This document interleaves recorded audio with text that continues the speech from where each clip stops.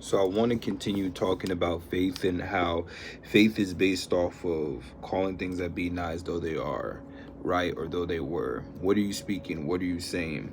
So a great example of this, perfect example of this, is in Mark chapter 5, right? So we have this thing where Jairus, a leader at the synagogue, he comes to Jesus. His daughter is sick, and he wants Jesus to come heal him. So we have two. We have Jairus with his daughter, and then we have the woman with the issue of blood, right? That stops them on the way there.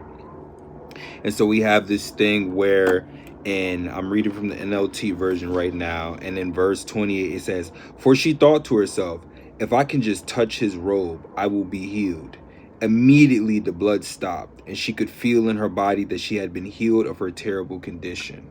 Jesus realized at once that healing power had gone out from him. So he turned around in the crowd and asked, "Who touched my robe?" And so then the disciples are like, "What do you mean? There's a lot of people." And the woman realizes she was healed and she comes to him. So he says to her in verse 34, and he said to her, "Daughter, your faith has made you well. Go in peace. Your suffering is over."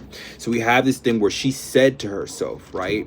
She thought about it and she said, if I touch his robe, I will be healed. So this is the thing where Jesus didn't even directly heal her. She drew from him just off of her faith alone. And God did not scold her. God did not get upset with her. No, he turned and he said, "Daughter," he called her daughter. "Your faith has made you well.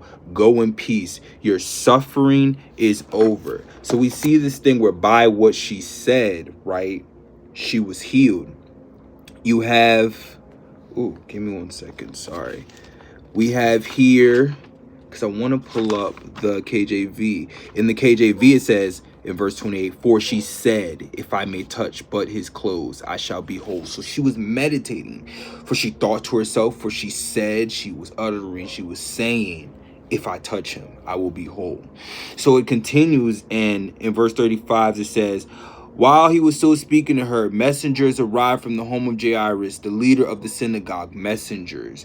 We have messengers like messenger angels like Gabriel, but there's also evil messengers that send doubts, negative things to you. And it says, your daughter is dead. There's no use troubling the teacher now. In verse 36, but Jesus overheard them and said to Jairus, don't be afraid, just have faith. And so they go over to the house, and the girl had died. There's weepers, mourners there, right? And in verse 39, it says, he went inside and asked, why all this commotion and weeping? The child isn't dead. She is only asleep, he said.